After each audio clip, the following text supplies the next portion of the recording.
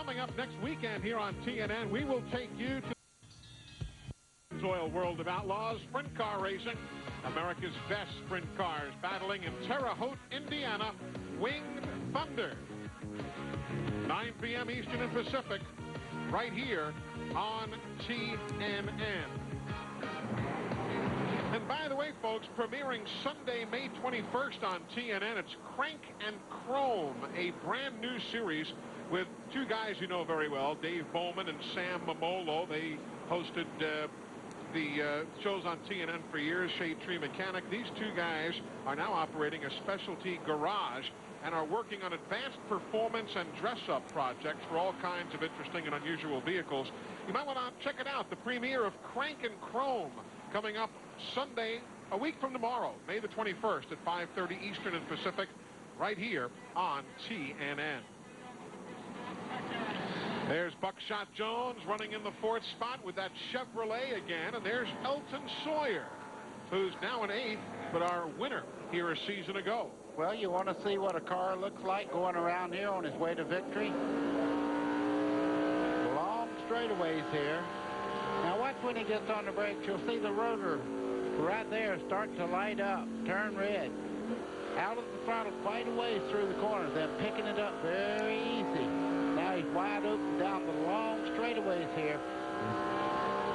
He'll really get on the brakes pretty hard getting into this corner. You can see the chassis moving. This is the lower control arm. That's your shock right there. A lot of movement in there as you start into these flat corners.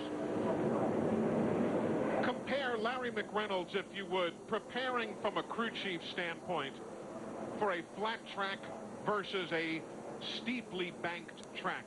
Which one gives you guys the harder handle to get, the flat place or the bank place? Well, there's no question, Eli. A track like Loudon, New Hampshire that's flat, where, you know, you carry a lot of speed getting in the corner and you don't have a banking to run against. And the real problem at Loudon is getting the car to go through the middle. And if you ever get up off the bottom here at Loudon, they'll almost freight train you like they will on the backstretch at Talladega when you lose the drafts. So the whole problem, you carry so much speed, no banking to run against, is getting it to go through the middle of the corner. That's where you beat people at Loudon, is getting through the middle of the corner and getting off the corner. Larry McReynolds, crew chief in NASCAR Winston Cup Racing, with a bit of a lesson on getting around this racetrack. That guy doesn't need any lessons. That's Tim Fedewa. And he is right now number 1, showing the way. Took the lead at lap number 16. We're now at lap 24. Glenn, he's had himself a good day. And again, he likes this place, so that's got to help. Well, it does. He has always liked flat racetracks. Got his first couple of wins in this series up at Nazareth. Similar type racetrack to this. I came down and talked to Billy Nazareth. We were talking about Billy, the crew chief, and what a great job he's doing. And if Tim's getting any lessons, he's getting them from Billy, because like you said, Billy has a lot of experience here right now. Tim's saying that the car feels really great right now. He's not running it all that hard. He's just trying to let the tires seat in. Billy also told me that they could probably go to lap 105 if necessary, which it doesn't take a whole lot of figuring to see that they could go halfway. So they could make this thing on one pit stop. And one reason that they'll try to do that, track position is of the key utmost importance here at New Hampshire. You don't want to pit unless you absolutely have to. So they're looking at going at least halfway. There, the guys doing all their ciphering down there, as we say in Alabama, figuring out that mileage and making sure everything is going to go to the distance. Yeah, that was the gas man. You can see he was in a full hood there, fire protection and everything. So he was figuring his gas mileage just then. There you see Fedewa along with Kevin Harvick, one of the guys who hasn't had a win here. Fedewa's best finish was a 6th place here back in 1993. So he is not one of those who has a win in the 13 events at this track. And if you like to root for an underdog, you might consider the guy who's in the lead. In the last 3 races, Tim Fedewa has swapped crew chiefs, crashed out, failed to qualify, and finished 20th when the car fell off the jack. He needs a good day. Today might be it. Getting set for the restart here in New Hampshire, wrapping up caution flag number 2.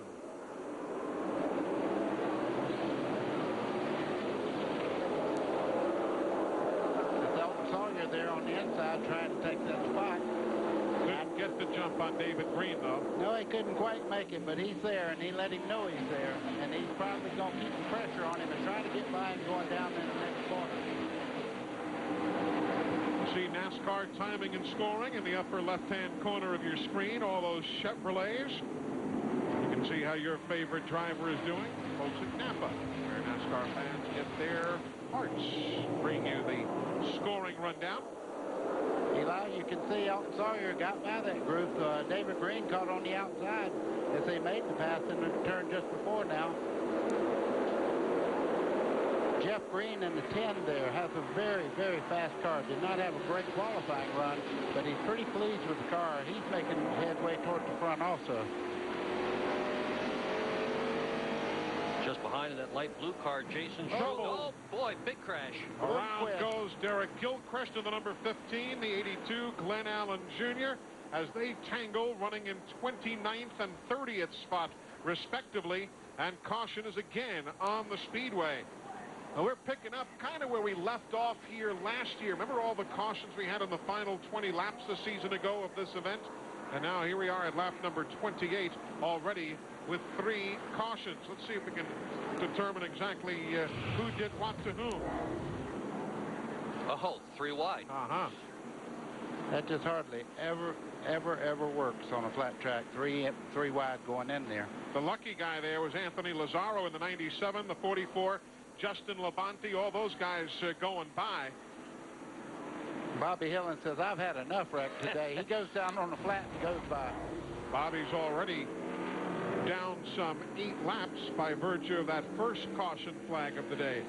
So under the yellow for the 3rd time, lap number 28. Tim Fedewa continues to show the way here in New Hampshire.